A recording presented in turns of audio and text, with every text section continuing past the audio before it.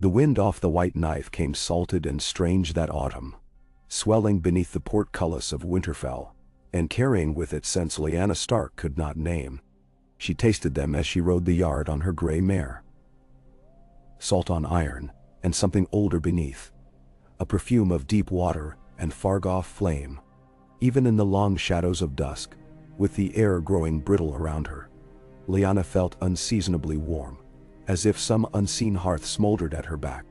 The direwolf banners overhead snapped in the breeze, but she hardly saw them, her eyes fixed beyond the battlements, toward skies where no star yet shone.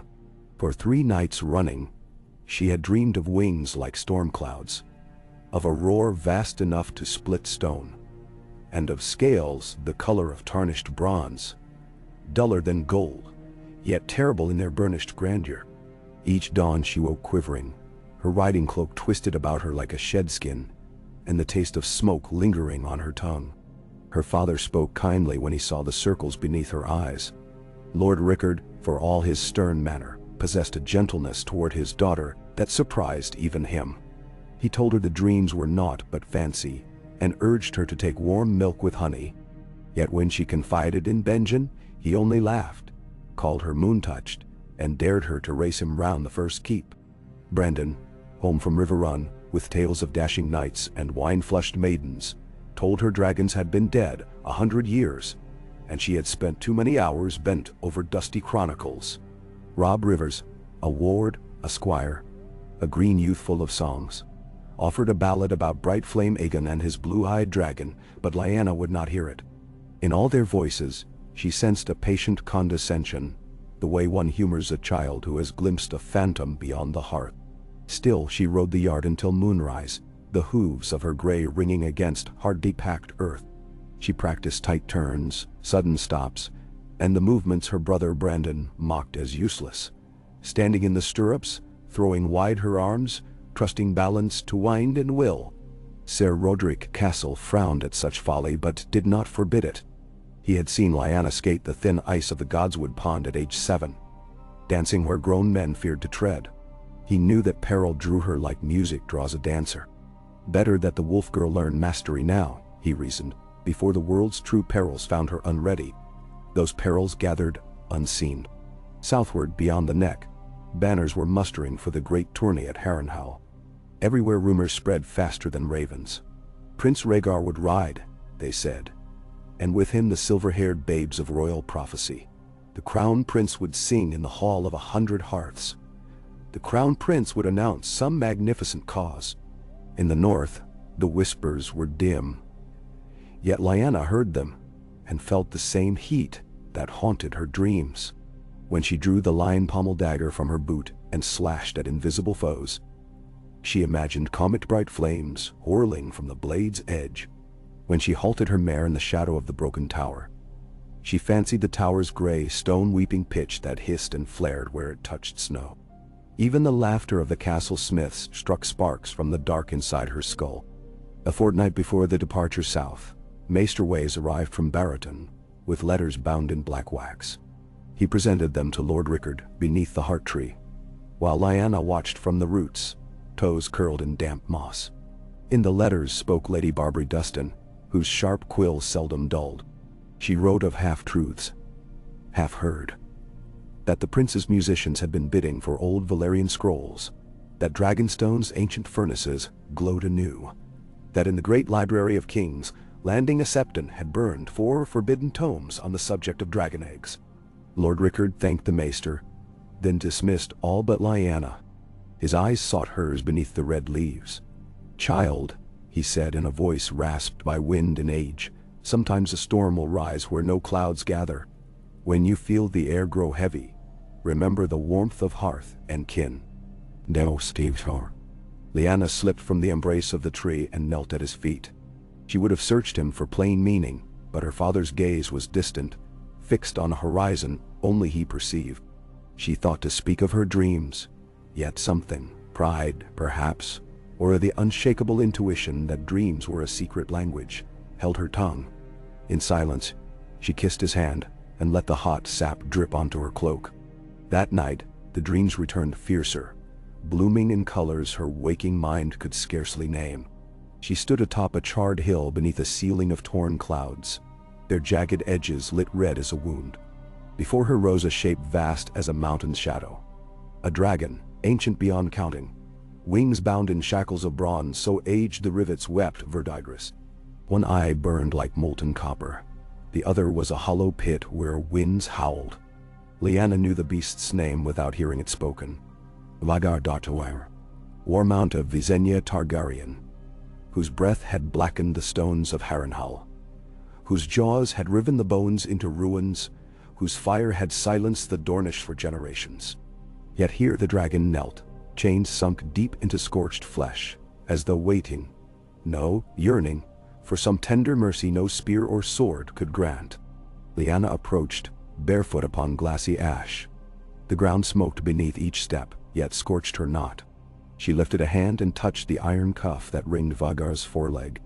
In that instant, scales parted like petals, revealing heart glow beneath, and from the wound spilled a warmth fierce enough to gild her bones. She felt it race along her arm, down her spine, into the dimmest chambers of her heart. When she woke gasping, frost limned the bedposts, yet sweat soaked her night shift. She did not speak of the dream, even to her father. On the eve of their southward journey, Winterfell thrummed with excitement. Servants packed wagons with furs, ale casks, and sweet oat cakes. Ser Rodrik oversaw the sharpening of swords. Benjen polished his new mail. Brandon swaggered about with a sheaf of parchments full of wagers he meant to collect once the jousting ended. Lyanna, restless, stole away to the Godswood. There she found Hullen, the master of horse, oiling the saddle she favored. He greeted her with a nod but paused, gaze lingering on the willow wreath clasp at her throat. "Fine weather for travel, m'lady," he offered, though clouds massed leaden above the ramparts. "We ride by dawn," she said, tugging a strand of her dark hair loose from its braid. "But I'll not sleep if I don't scarce wear myself out. Come, fetch me Moonshadow." Hullen hesitated. He had heard the talk of her wild riding, the complaints of stable hands who found the gray mare sweating at all hours. Yet he fetched the saddle and bridle, obeying a resolve stronger than caution.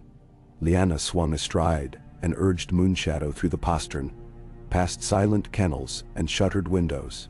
In the open fields beyond the walls, she kicked the mare to a gallop. The wind flung her cloak behind like a banner of night. Pale grasses hissed as she flew, and winter ravens flapped up in startled clouds, their cries lost against the thunder of hooves. She did not slow until her lungs burned. When at last she reined in, she found herself at the Barrow Mounds east of the King's Road. Moonlight washed the low hills silver. In the hush she heard only her pulse, and, faintly, some distant murmur like surf against rock. She dismounted, breath steaming, and walked among the barrows. The ground here felt softer, as though riddled with hollow chambers. She paused atop the largest mound, where planted stones formed a broken circle. Dropping to her knees, she pressed a palm to the earth. The moss was cold, yet beneath. Was there warmth, or did memory of dream deceive her? Her knuckles whitened. She thought of the dragon's chains, of the single molten eye. She pictured a key of red-hot steel turning in a frozen lock. Somewhere, perhaps not in waking world, something unseen stirred. South they rode at dawn.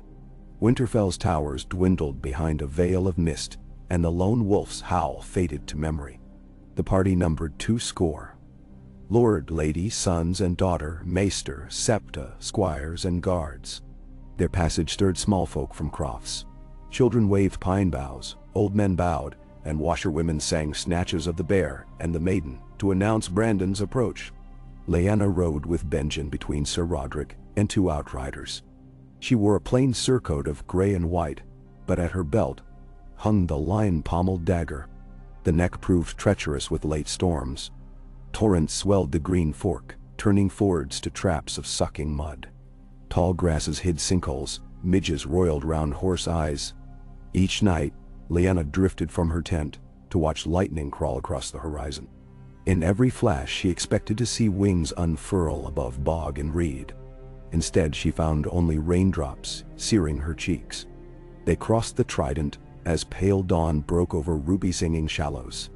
Their rumor awaited them like a herald in gilt, Merchants spoke of Valyrian banners glimpsed over Maidenpool, of queer fires burning in the Kingswood, of the prince sequestered in the ruins of Summerhall, where last dragons had perished. Hatching eggs? A hedge knight muttered, but his tone blended awe and dread. Lord Rickard listened, frowning, yet said no word. At Harrenhal the towers loomed charred and windowless, their melted stone frozen in grotesque shapes, like giants half-submerged in moonlit lakes. Fires blazed in the windy courtyards, pavilions mushroomed along the Gajai's shore, fabric dyed every color of Southron's sun. Lyanna, atop Moonshadow, stared up at those gargantuan walls, and felt the distance between dream and waking narrow to a hair's breadth. Visenya's dragon had done this, melted stone as candle wax. Here the past spoke in tongues of ruin. Lord Walter Went welcomed them with lavish courtesy. Many wine cups later found Lyanna perched upon a parapet, watching knights test their mounts in the lists. She preferred the practice yards, where strength and skill revealed themselves bare. Yet even here, under the gleam of polished armor, she sensed currents deeper than mere sport. Men spoke in quiet corners. Heralds slipped folded parchments under tent flaps. Ravens left the rookery by dusk and did not return. When Prince Rhaegar at last appeared, sword on hip and harp slung over shoulder, the crowd parted as seas around a dawnlit ship. His hair shimmered pale as frost, his eyes cast in melancholy violet. Lyanna, hidden behind Benjen atop the stands, felt her pulse quicken though she knew not why. The prince spoke little, yet wherever he walked all sound seemed to hush in reverence. Only when he tested the tilt did the hush break into thunderous acclaim. Never had Harrenhal seen such grace, they cried. Such unerring precision. On the night of the great feast, Lyanna slipped from the hall ere the mushrooms arrived. The din of minstrels and the sickly mingled scents of honeyed dormice and spiced capon oppressed her. She wandered through drafty corridors, guided by torch gleam and instinct. Somewhere behind her Brandon laughed too loudly. Elsewhere Benjen tried his courage in ale. She had no appetite for either. Passing through an archway scorched centuries ago, she descended a spiral stair lit only by moonlight sieved through arrow slits. At the bottom stretched a courtyard open to winter skies. Fireflies danced amid weeds that sprouted between flagstones. There, beneath a buttress sagging like melted wax, stood Prince Rhaegar Hart. He faced away, gazing toward the god's eye, where lanterns mirrored in black water. The harp hung at his back like a slumbering bird. Hearing her approach, he turned, and the torch she bore painted copper in his pale hair. "My Lady of Winterfell," he greeted, voice low as distant thunder.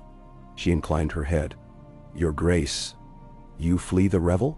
he asked. "I had thought only I possessed so churlish a disposition this evening. The air in there suffocates." She found her breathing slow. "I needed starlight." Rhaegar studied the heavens. "They shine indifferent to our clamor, yet carry witness to deeds we scarce dare name." He tilted his head. "Tell me, what song of winter rides your gaze, Lady Lyanna?" She should have demurred. Instead she heard herself speak. "I dream of wings." A silence gathered, vast and private. Rhaegar stepped nearer. In his eyes glimmered something that might have been recognition or hunger. "You dream," he murmured, "as I have dreamed since boyhood, of fire reborn." Lyanna felt the courtyard buckle, stones tilting like rafts on deep sea. "Dragons are gone," she whispered. "Yet still, they burn my sleep." "Not gone," said Rhaegar, and for an instant she thought flame gleamed behind his pupils. Then he glanced aside, toward the lake glimmering black. "Not if one knows where to look. What embers to breathe upon, what chains to break." "Chains got you." The word struck like a thrown axe. Lyanna swayed. Rhaegar caught her elbow with delicate fingers. His hand was warm, too warm, and pulse beat like forge hammers. "Forgive me," he said, voice softer. "I speak in riddles, and you have traveled far." Lyanna withdrew, heart racing. "Words are wind," she managed. "They cannot harm me. Some words are swords, Lady Lyanna, and some are keys." He bowed then, every motion lissome. and turned back to the reflection-studded lake. Lyanna hurried away, the taste of smoke once more on her tongue. That night she lay sleepless, listening to Benjen's snores and Brandon's late return. Through the arrow slit, she watched clouds crawl across half-hidden stars. Somewhere, deeper in the castle, Rhaegar's harp threaded silvery notes thinner than breath. She imagined him at a window, plucking chords to stir dead stone. Near dawn, she dozed and dreamed of chains falling away like autumn leaves, leaving a beast vast and terrible free at last to scrape claws across the moon. The joust began and surged for days. Lord Rickard bet upon Brandon. Benjen placed coin on a Bracken youth. Lyanna gambled only with attention. She watched armor splinter beneath lances, watched dust plume skyward, watched winners crowned with garlands of rose and gold. Yet nothing in the lists matched the tension vibrating unseen between pavilions by night. Men whispered of factions, of a mad king's paranoia, of lords aligning beneath banners yet to be revealed. Lyanna caught fragments as she drifted between fires. Storm's End will not kneel. Hightower sends no men. The Dornish ride north. On the 7th day, Prince Rhaegar, tilting, unhorsed every challenger. His cloak shimmered dark as spilled wine, and sewn upon it the three-headed dragon roared crimson. Lyanna watched from a wooden gallery. When the last joust ended, he rode past amidst acclaim. She thought his gaze sought hers, though perhaps it was fancy. Trumpets blared. Rhaegar the victor, Rhaegar crowned of love and beauty. All expected the crown of winter roses to rest upon the lap of Elia Martell, Princess of Dorne. Instead, Rhaegar guided his white charger to the Stark gallery. Silence crashed down like winter hail. He reigned before Lyanna and, with grave solemnity, placed the wreath upon her lap. The world tilted again, and then the roar came. Cheers, gasps, curses. Lyanna's skin burned, her pulse hammered in her throat. She lifted the wreath. Frost-grimmed roses exhaled a scent of cold morning gardens. She dared glance at Rhaegar. His face was a mask of yearning and something darker. In his violet eyes danced the reflection of some unfathomable fire. That night Winterfell's party gathered in their pavilion in low voices. Lord Rickard spoke of insult to Princess Elia, insult to Dorne, insult to Stark honor. Brandon seethed and threatened to challenge the prince on the morrow, but Lord Rickard hushed him. Lyanna sat silent, crown beside her on the table. She traced petals, feeling chill seep into her fingertips. No one spoke to her directly, as if she were both witness and blade in the quarrel. When the tent emptied, she remained, eyes fixed upon the crown. Beyond the canvas walls, the revels rang louder than ever. Laughter, music, shouts mingled under the wheeling stars. She thought of storms cresting unseen, of chains rattling free. She thought of Vhagar roaring in dreamdark skies. And deeper still, she felt something shift inside her. An ember flaring. Just before dawn she stole into the courtyard where she had first found Rhaegar. Mist curled like pale snakes across flagstones. She half expected him there, harp in hand, waiting. Instead, she found only the hum of silence. From the parapet, she watched pale light stir on the water. A shape moved then, a small boat sculling across the lake. At its stern stood Rhaegar, cloaked and hooded. He raised a hand. In sudden defiance, or perhaps in answer to some private summons, Lyanna descended stairs 2 at a time. She slipped through a postern and onto a weed-choked dock. The boat glided closer. Rhaegar extended a gloved palm. "Come," he whispered. She hesitated but one breath, then stepped aboard. The craft rocked, but he steadied her. They pushed off into silvery gloom. Mist swallowed castle walls until only water and night remained. At the lake's heart rose an isle cloaked in willow and briar, a low ruin crouched amongst roots.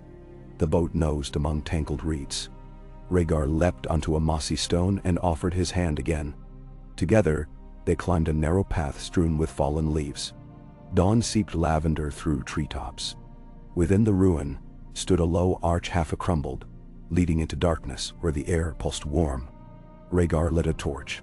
Sulfur stung Lyanna's nostrils, sharp and ancient. They entered a cavern whose walls glimmered green with veins of obsidian. At its center lay a stone cradle half buried in ashes. Within rested an egg, vast as a boar's chest, scales black, streaked with bronze. Vhagar touched its surface reverently. "He sleeps," he breathed. But not for long. Lyanna stepped nearer. Heat radiated, licking her cheeks. She lifted trembling fingers. The shell felt slick, alive. Beneath it, she sensed heartbeat. Slow as mountains shifting, deep as thunder. Vhagar's voice quavered. "3 eggs I found in Summerhall's desolation. 2 will hatch for my children, whose song shall balance ice and fire. But this one, I believe he waited for you." Lyanna's breath caught. Why? Because prophecy speaks of a wolf maid whose blood shall temper flame. Because in my dreams, a northern girl frees a dragon older than kingdoms. He met her gaze. Because you dreamed of him first. Chains. Falling. She swallowed. His name? Vhagar. Padir taught her. She gasped. The chamber seemed to exhale with her, ash swirling like restless spirits. Memories of melted stone, burning skies, queens astride monstrosities, each crashed upon her. She recalled Vhagar's words. Some words are keys. She understood now. This egg was lock and key both, binding fate to flesh. "Touch him," Vhagar urged. Lyanna sank to her knees. She pressed both palms to the shell. The heat surged, searing, yet she did not relent. She closed her eyes and saw again the dragon in chains, the molten eye. In her mind, she reached for those shackles and wrenched. Metal shrieked. Fire poured. A roar shattered heaven. Light exploded behind her lids. She screamed, not in pain but in triumph. The egg split beneath her hands. Fissures bled crimson glow. A tidal wave of heat flung Vhagar back. Lyanna held fast, hair flaring around her like raven wings set ablaze. A second scream ripped through stone. Talons burst free, bronze-tipped and black. Scales unfurled wet and glistening. Smoke filled her lungs yet tasted sweet.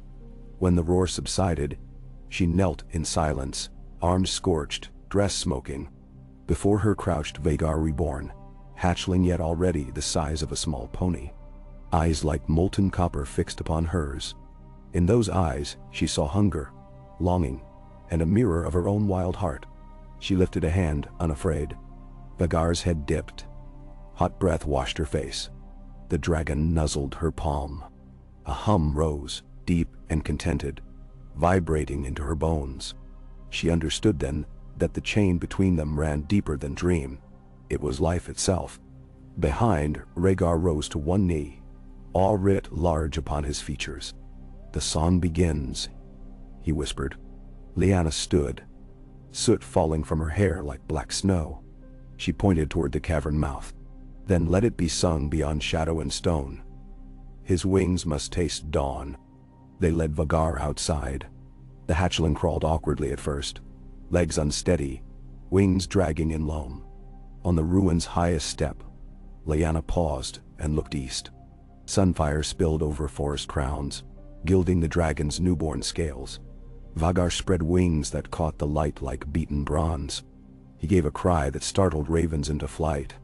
Lyanna laughed, raw and fierce. She felt ash flake from her skin, leaving new flesh throbbing with heat. Vhagar watched, silent, as if he witnessed myth made flesh. Down the lake distant horns sounded, the tourney stirring to another day, unaware of dawn's true marvel. Lyanna laid a hand upon Vhagar's neck. She could feel the whir of hearts. Hers, the dragon's, and another hidden chord that thrummed in perfect unison. She knew then that chain and key, wolf and flame, dream and waking had fused unbreakably. Behind them, the cavern still glowed, cradle cracked and empty, ash swirling in eddies. Prophecy no longer sat upon dusty scrolls, but spread its wings in living bronze. And Lyanna Stark, wolf-blooded daughter of Winterfell, felt the whole world tilt toward some colossal reckoning she could neither name nor halt. She smiled into the rising sun. Vhagar roared. "Ah, Kenny." Mist still draped the isle like a widow's veil when Lyanna and Vhagar led Vhagar to the water's edge. Dawn's pale copper found its mirror inside each fresh scale, yet the hatchling skulked with awkward dignity, wings half unfurled and trembling in the chill. Each pawprint hissed where it met dew-soaked moss. Small wisps of steam floated after him, as though his veins already carried furnace heat. Lyanna's hand on his neck steadied both of them. She felt the surge of a rising tide beneath the leathery hide, the promise that soon this creature would not crawl but soar. Vhagar guided their skiff back into the lake. Vhagar balked, loosing a keening whine that sent ripples skittering across silent water. Lyanna crouched, whispering some half-remembered lullaby of the wolfswood. The dragon's distressed thrumming eased. He followed, stepping onto the narrow planks.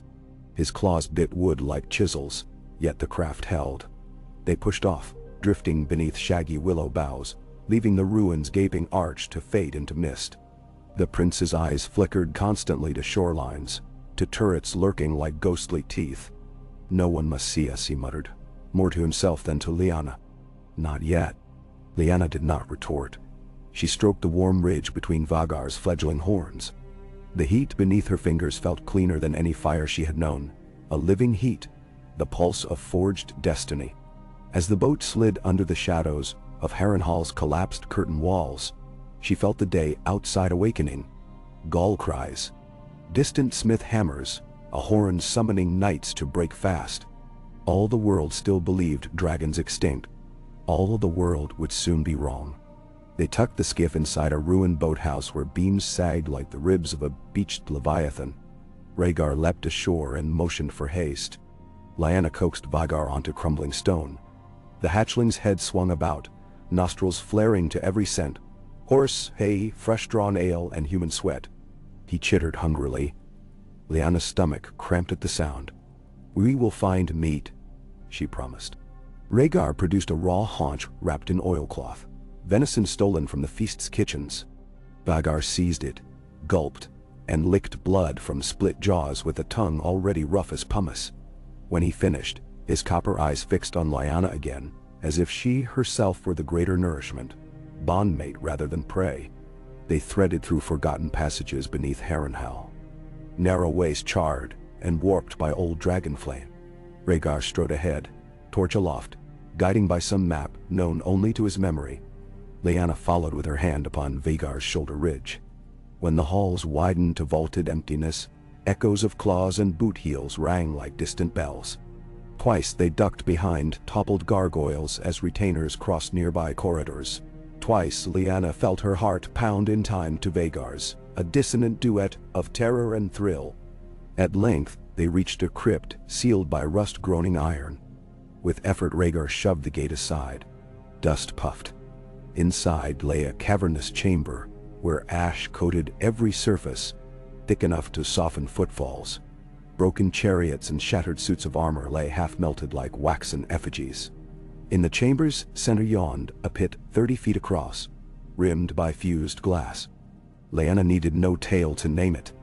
This was where Aegon's sisters had stabled beasts in the Conqueror's reign, where Vhagar himself had once crouched, wings brushing time-blackened vaults. "Here he will grow," Vhagar said, awe and dread mingling in his voice. "And none shall know but we." Lyanna felt the cavern breathe, as if remembering an old heartbeat. She led Vhagar to the pit's edge. The hatchling sniffed, peered down, then leapt, wings flapping just enough to slow the fall. He landed amid rubble and let out a purr that shook ash from columns above. Embers glowed briefly beneath his scales, like stars glimpsed through storm. Lyanna knelt at the rim, palms pressed to fused glass, still faintly warm. "What next?" she asked without looking up. Vhagar hesitated. "I ride for King's Landing this very night. The court grows restive. My father paces the Iron Throne in mail, spouting threats at every shadow." He crouched beside her. "You will return with your family north, away from royal eyes. The dragon will remain hidden. I will bring him food and flintstone and words of old Valyria to quicken growth. When he is ready..." Lyanna stood. "I am ready now." He gazed at her as if she were wind-sculpted granite, difficult to erode, impossible to ignore. A hatchling cannot bear a rider. Flesh undeveloped, bones delicate. He is more than hatchling. She pointed to the pit. Vhagar paced the shadows in restless loops, tail sweeping debris, already half again the size he'd been at the Isle. Heat radiated from him in shimmering waves. He grows by heartbeats. Even so, Targaryen custom dictates. I am no Targaryen. The word snapped through the dust. Rhaegar's expression shuddered. He took a breath, voice lowering. Yet you are bound to him, which means your path will twist with mine whether you will it or no. For his sake, and yours, let the fire season before we fling sparks upon dry tinder. Lyanna considered argument. Pride licked her tongue like scalding water. But memory of her father's distant eyes came, and of Maester Wally's letters, and of dragons dead, because warriors rushed headlong without listening to flames whisper. She exhaled. Very well, but I will not leave his side. Rhaegar's shoulders sagged in relief. Then, I shall claim you as my honored guest at Dragonstone. She stiffened. And my brothers, they ride north. War is brewing, Lyanna. Robert Baratheon growls of stolen betrothals. Rickard Stark mutters of affronts, and my father's ravens croak treason. I would spare you Winterfell's fate should swords cross Summerfields. Lyanna felt as if thin ice cracked beneath her.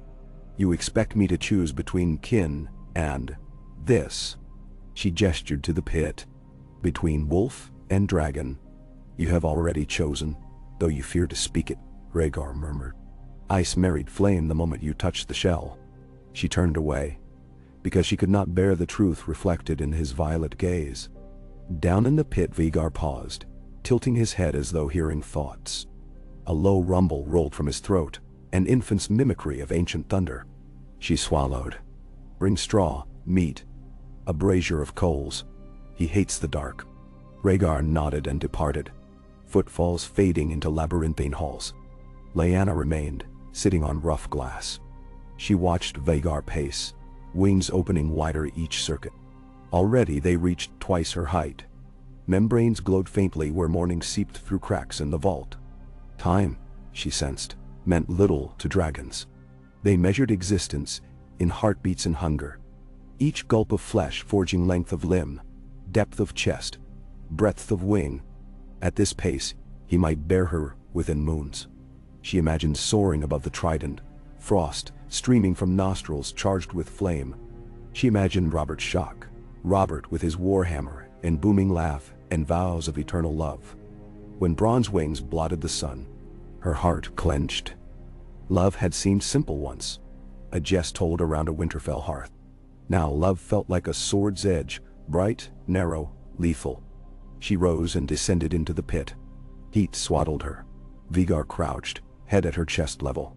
She ran hands along his neck ridges, feeling minute jolts of fire beneath the skin. Grow strong, she whispered. The world shifts like snow beneath hooves, but we will carve our trail through it. Together. The dragon's eyes shut in slow contentment. Smoke coiled from his nostrils, and note like a humming harpstring vibrated in his chest. Lyanna rested her forehead against hot scales, letting her doubts melt by degrees.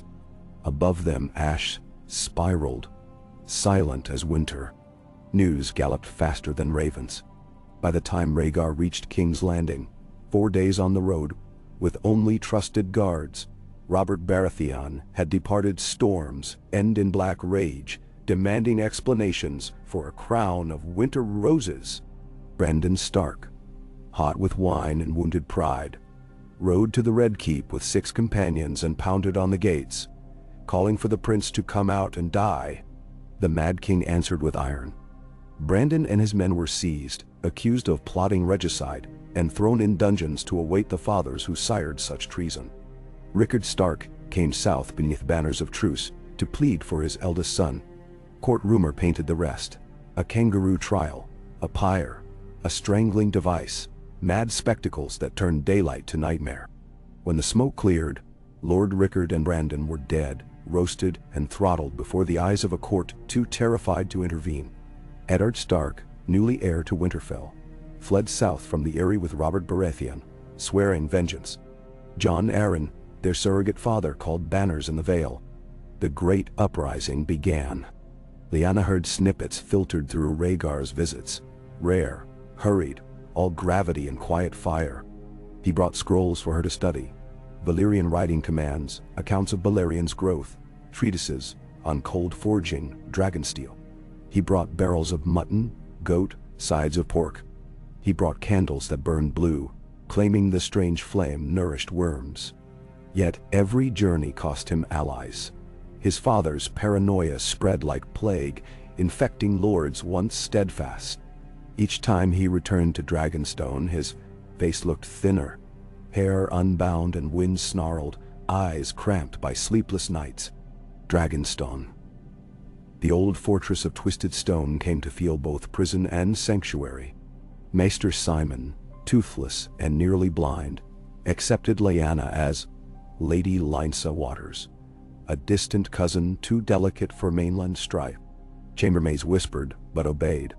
Beneath the citadel curled ancient caves where the Targaryens had once stabled dozens of living dragons. There, hidden behind rubble lifted by Rhaegar's sworn brothers, Vhagar thrived. In 2 fortnights he doubled in length. Horns sharpened, claws blackened. His wings required space. Lyanna and a handful of trusted guards smashed walls to widen corridors, muffling the thunder of falling stone with layered tapestries. Every evening she exercised him along the black sand beach at low tide. She raced on foot while he bounded beside her, tail lashing salt spray into diamond mist. Sometimes he leapt, wings beating clumsily, managing brief glides that ended in grand splashes. Each tumble only sharpened his determination. Soon he remained airborne half a breath, then a whole, then streaked the length of the cove before dropping to wet sand. Lyanna exulted in each advance, her own muscles aching with reflected effort. At night, she studied scrolls by lantern glow. Old Valyrian twisted her tongue, yet she learned commands for takeoff, for spirals, for flame modulation. She traced illustrations of saddles fashioned from rawhide and silver, of leg straps looped thrice for balance. She sketched modifications to fit her lighter frame. She measured Vhagar's withers daily, noting rapid expansion. She fashioned a rope harness, crude but serviceable, and practiced mounting while the dragon crouched like a massive hunting cat. She seldom slept. Dreams now brought not chains but war. The clash of armies beneath red banners, smoke wreathing towers, frostfall turned to steam under dragonfire. She saw Robert's hammer shatter helms. She saw Eddard's sorrowful eyes. She woke each dawn dividing heartbeats between 2 futures, unsure where either led. Rhaegar returned one moonless night, cloak sodden, hair crusted with dried seawater. Lyanna met him at the landing of empty stairs. A torch flickered, painting gaunt hollows in his cheeks. Storm's end backs Robert. The Reach mutters treason, but half the crownlands hold fast, he reported. My father sends ravens to Sunspear pleading for Dornish spears. Meanwhile, I have been declared traitor in every inn from Lannisport to Gulltown. They say I stole you. Lyanna folded arms. Did you? His smile was a slash of rue. Prophecy stole us both. He glanced beyond her toward cavern shadows. How fares our hope? She led him into the dragon's den. Vhagar slept coiled around pillars, rising and falling like a living furnace. Each breath exhaled embers that drifted upward before fading. Even asleep he dwarfed carriages now. Rhaegar's composure cracked. Tears glimmered as reflection in violet irises. When he flies, the prince whispered, all thrones will tremble. Lyanna touched Vhagar's scaled brow, then Rhaegar's trembling hand. Thrones tremble, yes, but families shatter. Brandon, my father. Rhaegar bowed his head. I tried to prevent it. My father is lost to reason. Then who rules? You, or the madness that wears a crown? Silence pooled. Eventually he looked at her, resolve crystallizing behind weariness. Tomorrow I march for the Trident. My father gathers what loyalists remain. I must break Robert before he reaches the capital. Once Robert falls, Ned will yield, the Vale will kneel, and peace may be mended. Need. Lyanna considered the world beyond these walls, the churned fields of the Riverlands, the smoke-veiled hills of the Stormlands. If you slay Robert, she said slowly, you slay the man I nearly wed. If I ride beside you, my own kin will curse my name. Would you have me yield instead? Leave my children heirs to a broken realm. I would have us burn nothing that might yet be mended." He stepped back, as though her words bore claws. "There is no mending without blood now." His voice softened, pleading. "Come with me. Let the realm see who truly stole whom. Let them see a Stark astride a dragon older than memory, bearing my standard as equal. When the Riverlands behold that vision, hearts will quake. Robert's sword arms may falter." Lyanna's breath caught. Part of her thrilled at the thought. Wind tearing hair, Vhagar's roar blinding fear. Part recoiled in grief. "Show me your war plan," she said at last. Rhaegar unfurled a map on an anvil block. He traced routes.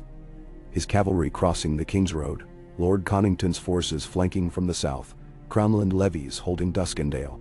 He pointed to the ford where the Trident split around a gravel bar, Chael Waters crossing. "Robert must pass here to reach King's Landing. We strike there. A dragon overhead will scatter rebel conscripts. My knights finish the deed." Lyanna's eyes fixed on blue ink swirling across parchment like river currents. She pictured ice-rimmed water turn to steam beneath bronze flame. She imagined Robert's eyes staring upward in disbelief, beard singed, memories of shared laughter dissolving in heat. Steel-cut bone, flame-charred heart. Would his last thought be of her? "I must fly," she murmured. "But there is a cost." Rhaegar's hand covered hers. "Name it. Swear that when victory is won, you will seat a council. Not swords but maesters, septons and lords both northern and southron, to forge a lasting peace. Swear mercy for Ned, for Robert's kin, for all who lay down arms." He did not hesitate.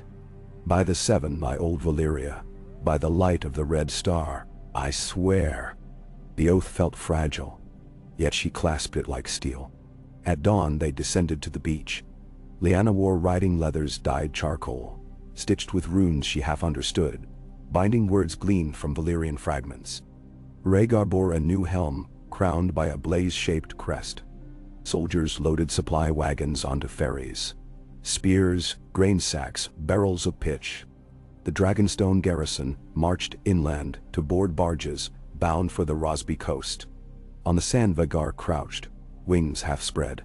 He dwarfed the skiff that once bore him, yet his eyes still sought Lyanna's with hatchling trust.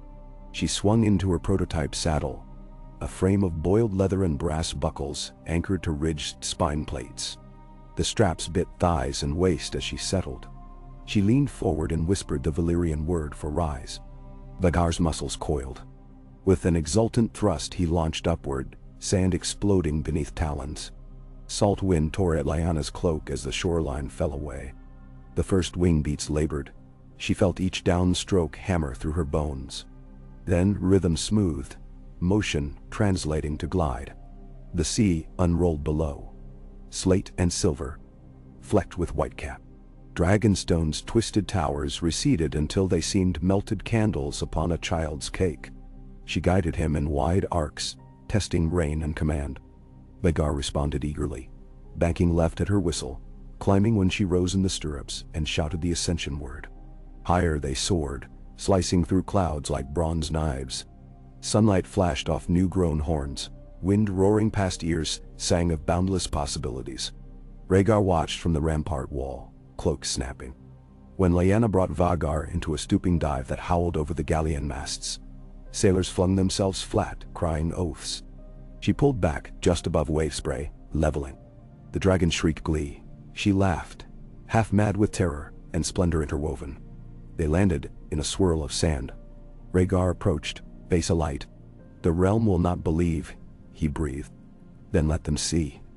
Lyanna swung down, legs shaking. "But he tires quickly still. We ride north by sea until his strength doubles." Rhaegar nodded. 2 weeks to the Trident. Enough time, perhaps, for fire to outrun war. They embarked before midday. Vhagar refused confinement below deck, so they rigged a cradle of timbers on the broad forecastle of Rhaegar's flagship, the Black Swan. Sailors cursed but obeyed when Lyanna glared. They lashed tar-soaked canvas around the rail, to block gawkers at passing ports. When storms plagued the narrow sea, Vhagar spread wings as living sails, steadying the vessel in crosswinds. Superstitious crew whispered prayers to every god they knew.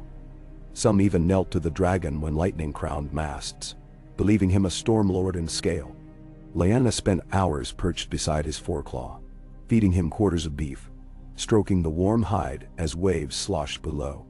She spoke softly, tales of wolfswood hunts, of spring meltwater floods sweeping through Wintertown, of Benjen's pranks and old Nan's ghost stories. Vhagar hummed, eyelids drooping in pleasure. She wove memory around him like a cloak, binding wolf and dragon tighter with each tale. Yet every lashing gust carried scents of burning holds, of men screaming amid shattered shields. She felt war hurrying them north faster than any tide. The Black Swan slipped into Seaguard's estuary under moonless dark. Lord Jason Mallister, ever the Eagle, spied their secret arrival and offered reluctant harbor. He climbed the gangplank at dawn, silver osprey helm beneath his arm, demanding to know why a beast of legend crouched on his pier. When Lyanna descended with Vhagar to parley, Mallister stiffened at the sight of the stark direwolf stitched on her bracer. Yet his eyes kept darting to shimmering wings beyond the rail, as if drawn by magnetic doom. Vhagar spoke plainly, a ceasefire from the Trident to the Twins, safe passage for his host, supplies loaded under Mallister banners. In return, Seaguard would be spared flame and granted debt forgiveness on 2 decades of royal levies. Mallister weighed loyalty to Tully kin against terror of dragonfire. At last he granted 3 days respite. Ravens flew to River Run bearing urgent pleas. But River Run lay in chaos. Hoster Tully had wedded his eldest daughter to Edmund Frey's grandson in haste, hoping to cement Riverlord unity. Rebels camped at Lord Haraway's town. Robert and Ned marshaled near the crossroads. The ravens returned unanswered. On the second night, Lyanna stood on the pier, listening to waves slap piles. Across floodlit fog, she discerned riderless horses screaming on the distant shore. Smoke plumed where no torch shone. Scouts soon galloped to the Black Swan. Robert had bypassed River Run, marching instead on Stony Sept to gather more levies. Crowned forces under Amory Lorch skirmished with his foragers but fell back bloodied. War's drum beat nearer. Vhagar ordered sail. Mallister loaded grain grudgingly. Vhagar paced the deck, snarling at gulls. When the flagship weighed anchor, Seaguard's garrison watched in silence. Helms off, faces haunted by the color of sunrise on bronze scales. They made mouth of the Trident in 4 days. The river delta sprawled like tangled arteries, silt-laden and treacherous. Crown Loyalist outriders signaled from Bowers that John Connington had secured Ruby Ford upriver. Robert's host camped beyond the King's Road ford, waiting reinforcements from the Vale. Vhagar moored fleet at a bend where reeds grew tall enough to screen tents. Engineers disembarked to build pontoon bridges for cavalry. Lyanna felt tension coil tight as bowstring. She walked riverside at dusk, boots sinking in mud, staring at currents lit argent by half moon. Somewhere upstream Robert drank and cursed by campfires. She could almost hear his voice as memory. "I'll make Lyanna laugh every day." Now that vow lay like broken antlers in road dust. Footsteps crunched behind. She turned to find Connington, red hair gleaming. He inclined stiffly. "His Grace asks for you." In the command pavilion, Vhagar stood bent over maps, surrounded by banners of men he trusted. Mooten Wild, Darry and grim Jonathor hasty. Candles guttered, casting warping shadows. As Lyanna entered, every head lifted in wary reverence. Only Vhagar's eyes warmed. "We strike tomorrow," he said. "A swift thrust at dawn. I take vanguard, 3,000 heavy horse. Lyanna, you will circle east with Vhagar at first light, remain unseen until my horn cries the charge, then descend upon Robert's rear." "Dan." She nodded, throat dry. "Remember, flame the baggage carts, the supply goats, the morale. Spare men who throw down arms. The quicker they rout, the fewer graves." She met his gaze. He sought reassurance. She had none to give, only resolve. "It will be done." Night before battle, Lyanna could not sleep. The camp hummed with suppressed fear. Horses snorting, men sharpening sword edges, soft prayers muttered to new and old gods. She donned scaled undershirt, sewn from boiled leather and thin iron rings. She braided hair tight, slung wolf-grip dagger at hip, and strode to the riverbank where Vhagar waited, restless. The dragon sensed mood like changing air pressure. He paced beside her as she checked cinches, tightened harness straps, and dusted talon joints with ash to prevent mud clog. Moonlight painted him living bronze. Each breath puffed sparks. She pressed nose to his snout, inhaling sulfur-tinged exhale. In the hush she thought she heard her father's voice, calm even in death. Remember the warmth of hearth and kin. She closed eyes, tasting wood smoke from Winterfell's great hall, hearing Benjen's laughter as Brandon flipped tankards, feeling her mother's hand smoothing hair after nightmares of nameless wings. Tears pricked, but she channeled them into steel, forging final promise. Tomorrow, she whispered to Vhagar, the wolf rides the storm. Fly true. A horn sounded thrice. The prince's summons. Dawn blushed east. Lyanna mounted. Vhagar rumbled, wings unfurling like titanic banners. With a bound, they cleared reed beds, ascending through pink mists. Below, Rhaegar's vanguard trotted across the pontoon, armor glittering as fresh frost. His helm plume streamed crimson. Behind, Connington's infantry massed in disciplined blocks. War banners snapped. Lyanna guided Vhagar high into morning haze, keeping sun at their backs. Chill air hissed past. Heart hammered calmer than she'd imagined. Beneath them, riverbanks widened into floodplains where thousands of tents sprawled. Robert's host, Blue Stag of Baratheon, flapped over the largest pavilion. She smelled cook fires, heard distant blacksmith clangor. Men ant-like in scaled dotted fields, unaware predator soared overhead. She circled, memorizing terrain. West rose a low ridge crowned by sparse oaks, prime roost for archers. East lay marshy flats riddled with old trenches from petty lord feuds. Baggage wagons clustered near a copse half-felled for firewood. She banked southeast and settled behind clouds, waiting. Time stretched taut. Far off, trumpet blasts rolled. Rhaegar's horn thrice. His cavalry emerged from tree cover and shining wedge, galloping hard toward Robert's forward scouts. Rebel horns brayed in alarm, tents disgorged scrambling men. Lines formed hastily, spears leveled. Dust rose. Lyanna whispered the Valyrian word for descend. Vhagar tucked wings and plummeted. Wind screamed. Her cheeks tore with cold, eyes watering. She angled slightly to avoid Rhaegar's flanks, aiming square at baggage cluster. Below, men looked up. Some froze. Some pointed. Some bolted. A terror howl rose. She stood in stirrups, yelled fire command through cupped palms. Vhagar's chest convulsed. A pulse. Then a stream of white-hot flame burst forth, incandescent against dawn. It swept baggage wagons, igniting pitch barrels. Explosions thundered, flinging debris skyward. Horses broke tethers and fled, scattering men. Lyanna guided second sweep along supply goats. Charred fleeces burst stench into air. She banked north toward Robert's reserve knights assembling in disorder. Arrow volleys loosed skyward. Most missed. A few struck scales and glanced. An arrow cut her forearm. She barely felt sting. Again she breathed command. Flame-bathed knights, steel glowing red. Some men shrieking as armor seared flesh. Panic spread outward like ripples. Yet amid chaos she glimpsed one figure unbroken.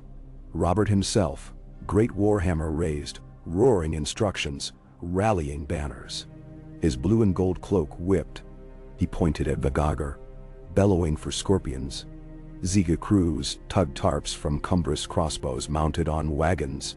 The nearest crew sighted dragon, loosed bolt long as a jousting lance.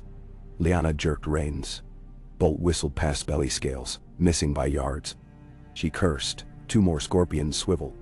She urged climb. Vhagar beat wings, ascending. Bolts lanced upward. One grazed membrane, tearing crescent hole. Pain shriek shook dragon's neck. Lyanna felt jolt ripple through harness. Vhagar banked wildly. She clung, muscle tearing in shoulder. They leveled high above again. Below, Rhaegar's knights smashed into rebel line. Splinters flew. Lyanna saw flashes of Baratheon antler helm inside melee. Hammer rising, crushing.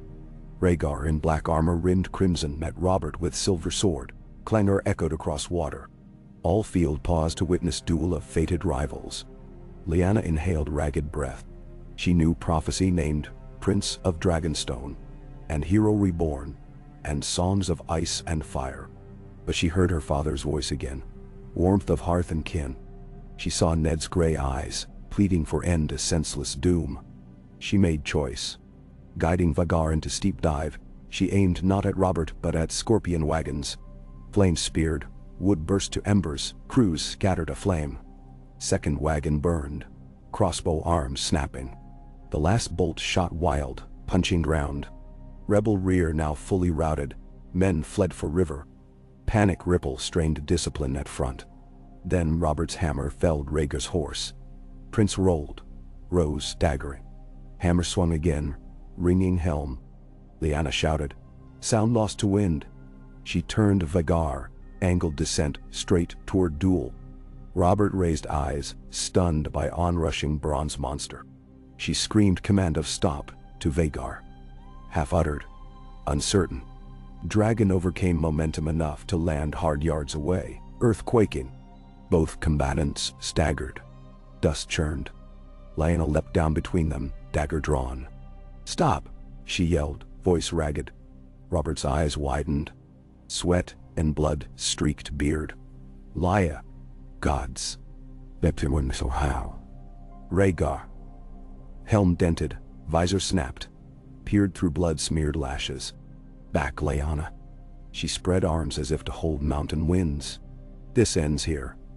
Too much life spilled already. Robert panted. Hammer trembled in hands. He stole you. I went freely. I grasped fate myself. Hear me, Robert. Yield, for the sake of the realm. He shook head. He killed your kin. My father died by a mad king. Not this prince. End this madness before more Starks and Baratheons lie in rivers. She stepped closer, dagger lowered. You once promised laughter every day. Give me peace instead. Nenio. Robert's shoulders slumped, some bright fury guttered. Yet pride warred in storm-blue eyes. Steel rang as he drove hammer-spike into sod, planting it like banner. I will parley. Rhaegar sagged, relief and suspicion mingled. My father will answer for his crimes, Lyanna snapped. The realm must see justice over blood. Silence fell, broken only by distant screams and hiss of fires. Around them, men paused, seeing impossible tableau. Wolf made beside bronze dragon, warlords halted, weapons grounded. Breathless awe replaced frenzied zeal. Lyanna turned slowly, surveying field of mud and flame. Spread word, battle ceases. Any man who fights after this hour defies both king and dragon. Vhagar raised head, eyes blazing molten challenge. A thunderous roar rolled across plains, echoing off river shallows. Men dropped blades, some weeping. An hour later, white flag heralds crossed lines carrying truce terms drafted by Lyanna's trembling hand. By dusk, Robert, Rhaegar, Jon Arryn, and host of lords convened in ruined barn atop ridge. Lyanna sat beside Vhagar at threshold, smoke wreathing them like omen. Torches sputtered, yet no one dared raise voice beyond measured calm. Terms proved brutal yet merciful. Mad King Aerys to abdicate in favor of Rhaegar. Great Council to oversee succession reforms. Northern grievances addressed with reparations. Robert granted wardenship of Stormlands and seats on small council. Scorpion crews hanged for breaking truce. Hostages exchanged for good faith. Many balked. Vhagar growled once, and arguments ceased. News raced outward, borne on raven and rumor. Wolf Maiden rode a dragon, and halted war with single roar. Some called miracle, others blasphemy. But armies melted away, banners furled, men limped home. At King's Landing, Ares refused parchment, shrieking of traitor prince and witch wolf. He ordered wildfire caches primed. Yet, within the Red Keep, dissent flowered. Jaime Lannister, white cloak dull with soot, barred the doors to pyromancers. As gold cloaks mutinied, Lord Varys spirited the Mad King to a cell for his protection. The city surrendered without flame. In the Dragon Pit ruins outside King's Landing, Lyanna landed Vhagar for the first time inside walls that once rang with roars. Rhaegar rode at her side on pale destrier. Robert followed, flanked by Ned, whose eyes shone with unshed storms. They dismounted before cracked skull of Balerion. Fires of sunset dripped crimson through broken dome. Ned approached slowly, gaze on sister. She stepped down, heart fluttering. He opened arms, and she fell into them, tears scorching. Over her shoulder, Ned stared at copper hide glinting red as hearth embers. "Father would not believe," he whispered. "Father wanted hearth and kin," she answered, voice muffled. "I bring them peace, I hope." Behind, Robert watched, sorrow threading beneath beard. He lifted a flask. "To lost days," he murmured, and drank deep. Peace, of course, is a fragile egg, requiring gentle hands and constant warmth. Dragons grow too, and kingdoms tremble. But as twilight settled upon Dragon Pit's cracked columns, Lyanna Stark rested one hand on Vhagar's brow, and another in Ned's steady grasp. For the first time since dreams began, she felt chains truly fall away, not iron links, but those louder shackles of fear, rage, and grief. Above them, a lone star pierced dusky violet, gleaming silver blue dot. Lyanna raised her gaze, whispering promise to that cold fire and to the warm heartbeat beneath her palm alike. That wolf and dragon would guide Westeros toward dawn, neither ice nor fire consuming the other, but forging something stronger than the swords ringing remote forges this very hour. Vhagar's rumble answered sky and blood and dream, carrying on wind that smelled of salt and distant snows, and Lyanna knew the song was only just begun. Ah, oh. The wind that curled above the Dragon Pit carried two scents: the sour tang of ash clinging to shattered stone, and the sweeter trace of olive oil burning in the city's lanterns far below. Lyanna tasted each with every breath, a mingled reminder of ruin and fragile renewal. She lingered beside Vhagar as Ned and Robert withdrew to confer with their captains, their voices hushed in the bruised dust. The dragon's flank rose and fell, warm against her shoulder, and with her fingertips she traced the pattern of new scales hardening beneath the old. They felt like river pebbles still wet from storm. Though he towered twice her height, she sensed in him the uncertainty of a young stag, first set loose in winter snows, strength untested, promise unspent.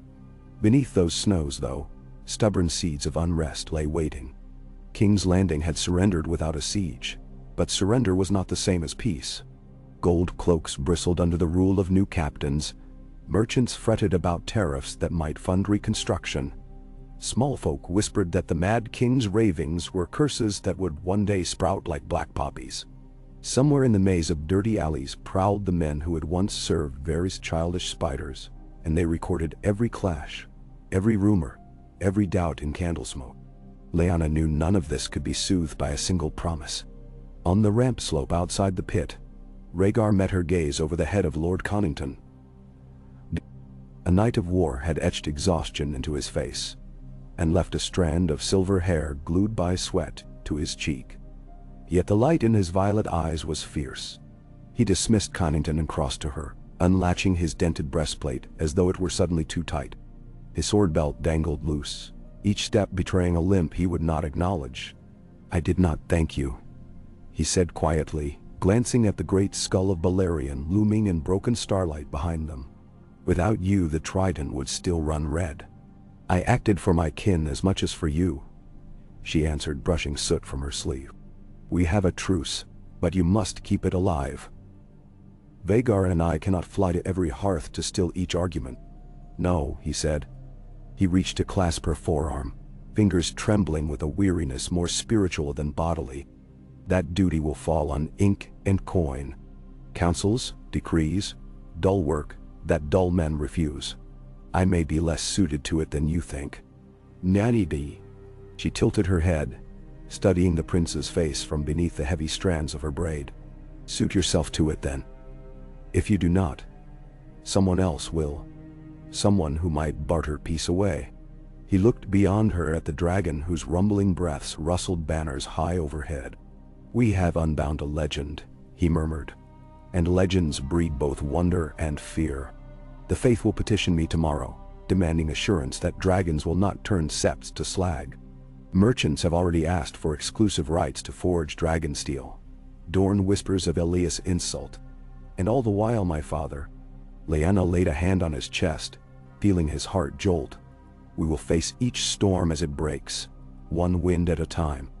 Their closeness frightened her more than any field of scorpions, because this was no battle but a vulnerability that might never heal if pierced. She withdrew first. Go see to your father. He needs your face to cling to. Vhagar bowed, far deeper than mere courtesy, and limped toward the Red Keep with 2 Kingsguard at his heels. The city swallowed him, a silver wisp amid crooked battlements. By sunrise, the square outside the inner gate of the gods seethed with bodies. Word spread that the prince would address the realm.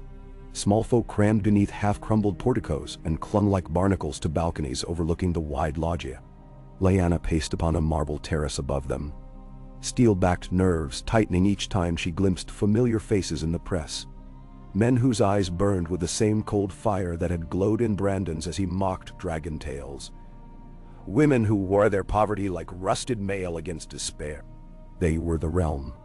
They watched for signs that the great behemoth behind her, the one whose shadow already smudged early sunlight, would crush or cradle them.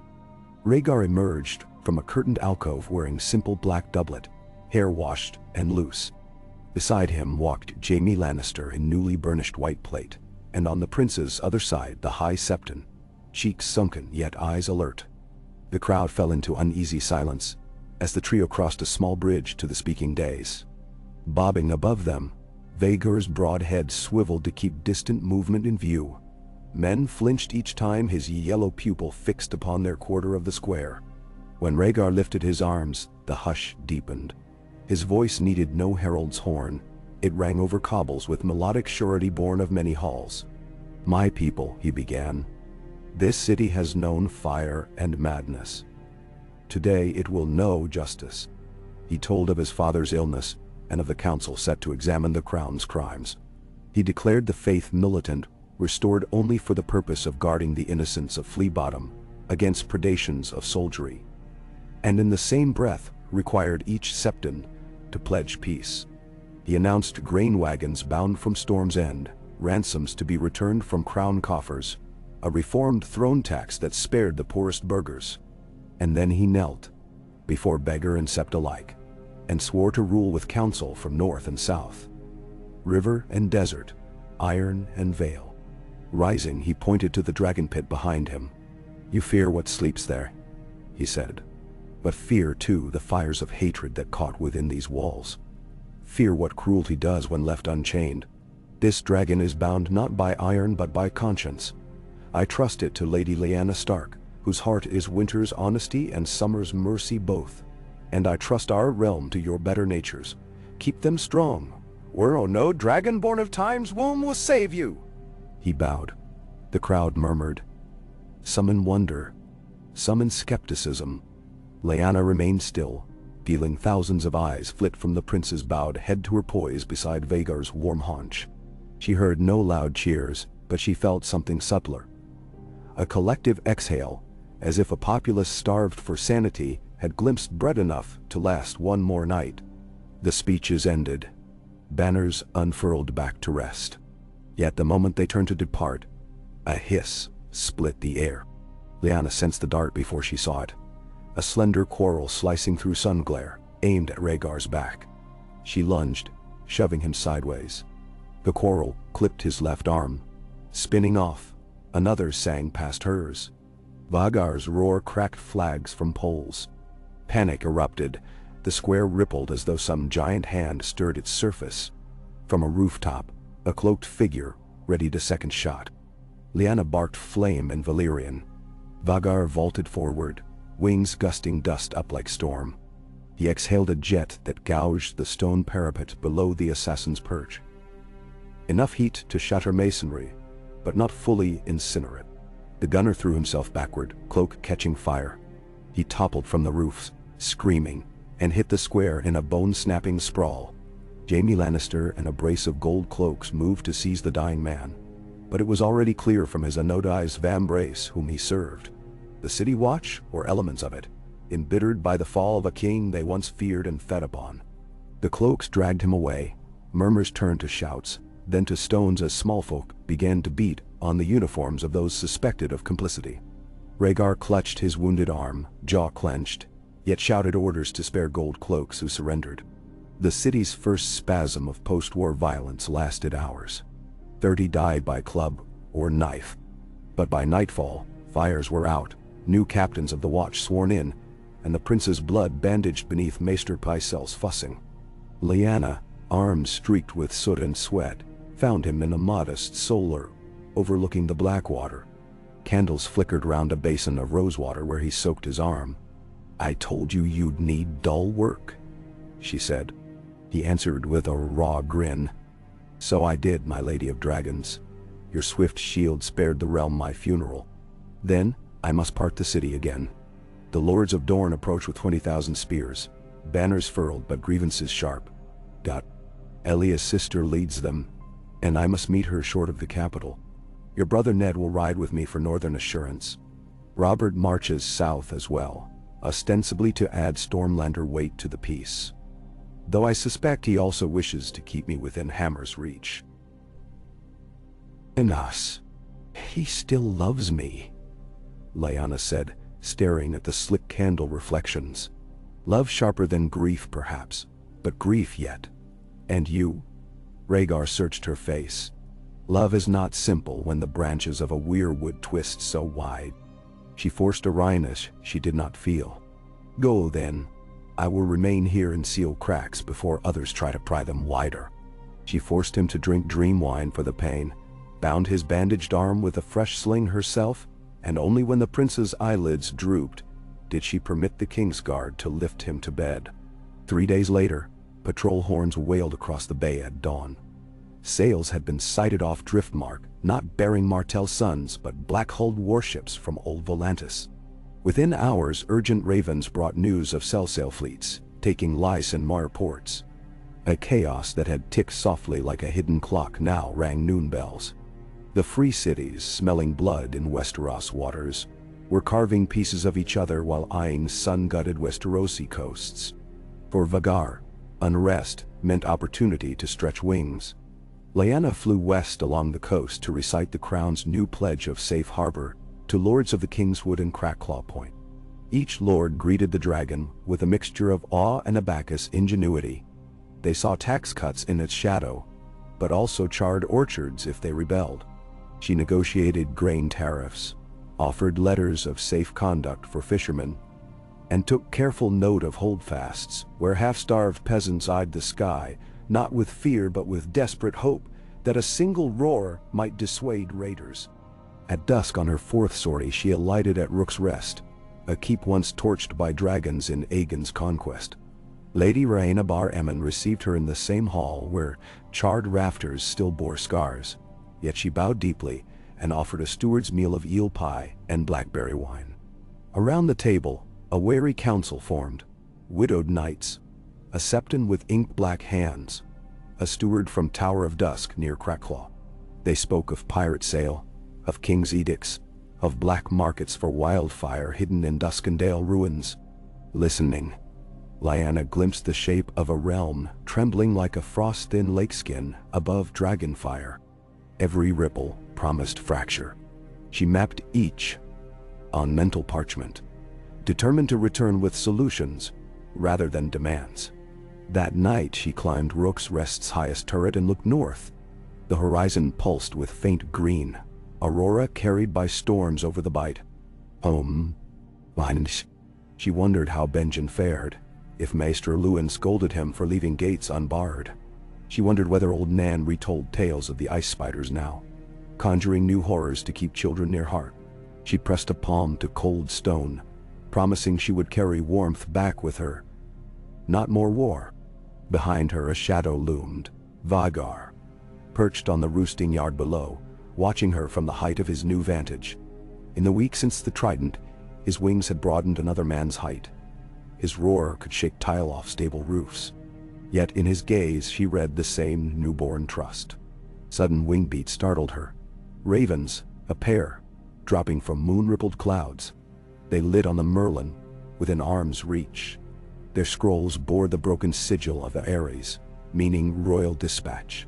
She coaxed them closer with crust from her supper bread, untied parchment cracked wax. The messages were brief. 1.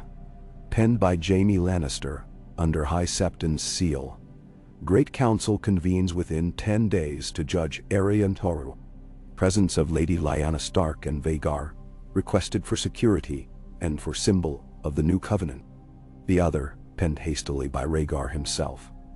Dorne's army halted at God's grace. Meeting concluded without battle. Terms favorable, but fragile. Ride hard to the city. Storms gather again, this time in the shadows of Red Keep's walls. No signature, only the word trust. She shivered despite summer night. Dawn would find them in the air, over fields where wheat bent beneath their passage like kneeling supplicants. She whispered to Vhagar, the simple command rest, then descended to her chamber. Sleep eluded her. She dreamt of chains once more, but not around dragons. This time iron-circled wrists of ordinary folk. A cooper whose casks fed the army, a child picking pockets to feed siblings, a hedge knight too lame to war but too proud for alms. Chains of duty, hunger, fear, all clanked louder than steel. She woke before first light, heart racing. After a basin rinse, she donned wool beneath leathers and strode to the bailey. Stable hands laid out 2 calves already slain at dawn. Vhagar devoured both in 7 bites. She strapped harness, quick-check girths, mounted. Lady Stark. Lady Rhaena hurried across frost-silver grass, half-braiding her cloak as she came. She pressed a sealed tube of parchment into Lyanna's glove. "My petition," she whispered, "for relief ships to carry grain to Blackwater Bay. Winter may yet descend early. If the court sees the need." Lyanna curled fingers around the tube. "Your seal alone will not be lost. I will read it to the council." A grateful nod. Then Vhagar thrust upward, wings churning dawn into storm. Rook's Rest fell away, its watchfires dying bronze against fresh blue sky. Midday 2 days later they coasted over King's Landing's walls. Below, the Red Keep's courtyards teemed. Supply carts stacked with crates, masons repairing parapets, crossbowmen drilling under new commanders. Lyanna spiraled Vhagar, low only once, enough to announce their return with a roar that rattled casement pans all the way to Flea Bottom. Then she guided him to a light in the remnants of the dragon pit, whose cleared arena now bristled with scaffolding. Teams of laborers threw themselves flat as talons punctured dust. Jaime Lannister met her on the slope. White cloak smudged by mortar dust, yet posture still lion proud. "The hand asked for you at once," he said, motioning up the broken stair to a side gate. "And for him." He eyed Vhagar with the uneasy respect one reserves for sudden storms. She followed 3 guards into the ridge-cut corridor connecting pit to urban hillside. They passed torchlit cells where masons stored tools. They emerged near a winding stair too narrow for dragon wings. She felt Vhagar's protest echo down the tunnels. Jaime promised water and goat, then closed the iron gate. Atop Maegor's holdfast, Jon Arryn, now Hand of the King, awaited in a solar heavy with tomes fit to break chains. His brows rose in relief at sight of her. "The guards," he said, "now listen better for heartbeats than for coin. Your dragon's roar has taught them new rhythms." Lyanna accepted water. "Rhaegar's message," said Storms, "brewing within these very walls." Arryn gestured to a table piled with scrolls. "One faction demands immediate execution. Another urges exile to Old Valyria, practical. No city left to burn. The faith whispers of divine trial. And a third group, backed by some gold cloaks who survive on larder bribes, would see the king restored in shackles to placate certain foreign creditors. I trust the prince still lives. Rhaegar rides for the city as we speak. But the lords gather tomorrow. We must lay our stones first, lest others set the board. Lyanna leaned over parchments. Petitions, ledgers, soldier tallies. One page caught her eye, an inventory of wildfire casks still hidden among major keeps throughout the Crown lands. She tapped it. Who else knows of this? Fewer than I'd like. Joan's voice tightened. In the wrong ears it becomes ransom for the whole realm. We must begin retrieving them. Do you trust your dragon for such precise work? He can learn. She met the older man's keen gaze. But we must act quick, or zealots may claim them. I volunteer. Down. Aaron nodded, relief shading his fatigue. I will have a map scribed by nightfall. First, though, we require your testimony for tomorrow's council. The High Septon requests proof that Eris ordered wildfire beneath the city, proof that only you, Vhagar, or certain pyromancers heard. And if the pyromancers refuse to speak? He offered a tired smile. I believe they can be made to recall. The wall of the black cells is thin when a dragon lives overhead. Lyanna's gut twisted at the threat, but she said nothing. She asked for quill and parchment. Aaron provided. She wrote her account, the roar of wildfire rumor inside her brother's stories, the wails of witnesses at court who heard Eris's ravings, the hidden caches her dragonfire had revealed when smoke flushed lizards from cracks in Dragonstone's slag tunnels. She signed Lyanna Wolfmaid of Vhagar, slipped sand to dry ink, sealed with wax, and pressed the direwolf ring she'd borrowed from Ned. When she straightened, Aaron studied her with something like paternal pride. Your father would be proud, he said. She thought of Rickard Stark beneath that iron contraption, fire-licking greaves. She swallowed. My father would be wary of princes who talk sweet in feasting halls, yet rule harsh on frozen roads. I aim not to disappoint him. The great council convened at dawn in the Hall of 100 Hearths, an echo of the very tourney that had begun the realm's slide. Hearths guttered along walls repaired hastily with fresh timber. Above, melted rafters still bowed like penitents. Benches groaned beneath the weight of lords. Tully, Mallister, Tyrell on one side, Martell envoys. Prince Lewin among them on another. In the back, dwarfed but unbowed, Lysa Arryn sat near her lily-stamped retinue. Robert Baratheon loomed to the right of the central dais, arms folded. Ned Stark in gray stood left, eyes fixed on the floor, as though counting each stone that had tasted blood. Rhaegar arrived, arms still bound, hair unbraided, sword at hip. He strode between lords, reclaimed dais. Jaime Lannister stood behind, guarding the door that led to the antechamber where Aerys waited in chains. 2 sparrows flanked him, symbol of faith's claim to moral witness. Lyanna entered last. Murmurs fluttered as her boots clicked over flagstones. She wore no gown, only leather breeches, gray tunic, the wolf cloak from Winterfell, pinned by a brooch of dragon bone, gifted by Rhaegar. She carried no sword. Her weapon sat outside, coiled around pillars. Rhaegar's gaze lingered on her an instant. Then he turned to the assembly. Lords of Westeros, we gather to decide the fate of a king who betrayed crown and kin. This is no triumph. It is tragedy we must not sharpen into vengeance. I present witness sworn, who bears heart of North and flame of dragon. He stepped back. Lyanna drew a breath. She began.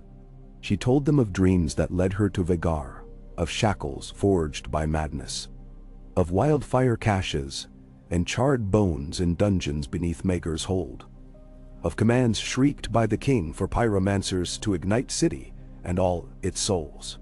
She did not spare them the horror. She spoke of her father's screams, of Brandon's foaming choke, of widowhood sown in a single afternoon. Then she set forth her plea. Not mercy, but a justice bound by law, with no lash of mob or blade of vengeance. Let him be tried, she said, not burned. Let the realm witness that law, not rage, hold sway. Silence pooled. The High Septon murmured prayers. Shifting beads. Prince Lewin Martell bowed his head. Tywin Lannister watched unreadable. Robert shifted, hammer handle tapping floor. Then, Ned stepped forward. My sister speaks my heart, he said. Yet I ask this, will you allow a Stark to pronounce judgment when time comes? For none burn truer with memory of Eris's cruelty. Rhaegar inclined his wounded head. If the council wills it. A ripple of assent traveled the benches, some grudging, some relieved. Yet Lord Tyrell rose, plump hands folded. And if the prisoner rejects your authority, will Dragon decide then? Lyanna answered, no. Dragon is weapon of last resort. If law fails, then we are beasts. And beasts seldom rule long. Tyrell sat, chastened by applause. So it was decided. Erista would stand trial upon the 8th day, judged by a panel of 7, one from each kingdom. Ned Stark chosen for North, Lewin Martell for Dorne, Hoster Tully for Riverlands, Jon Arryn for Vale, Paxter Redwine, representing Reach in Lord Tyrell's stead, Lord Jason Mallister for Westerlands, until such time as the Lannisters resolved their divided loyalties, and at Rhaegar's insistence, Barristan Selmy for the Crown Lands. The 7th seat remained empty at the Faith's demand. The stranger's chair, invoked when the condemned still breathed but death lingered nearby. The council broke. Yet Tywin Lannister swept forward, golden cloak swirling. Your Grace, he addressed Rhaegar, ignoring others, my house will not serve under Mallister's tongue. I will sit that seat. No lion who served Aerys so long can judge him impartially. Lewin Martell snapped.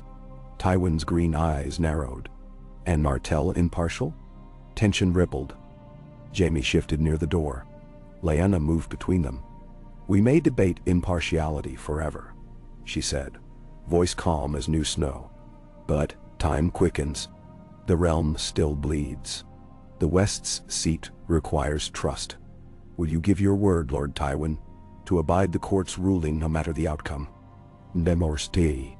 Tywin's gaze flicked to the wolf cloak, to her dagger scar still healing along forearm, to the distant tower where stories claimed dragons perched once again. The West keeps its word, he said at last. Then have the seat, Rhaegar granted, though caution sketched his brow. But remember, vengeance will not be entertained. Tywin bowed with predator grace. Nor mercy, he murmured, voice low enough only Lyanna heard. On the morning of the trial, Aerys the Targaryen shuffled into the great hall beneath chains so heavy, the Kingsguard struggled to keep pace.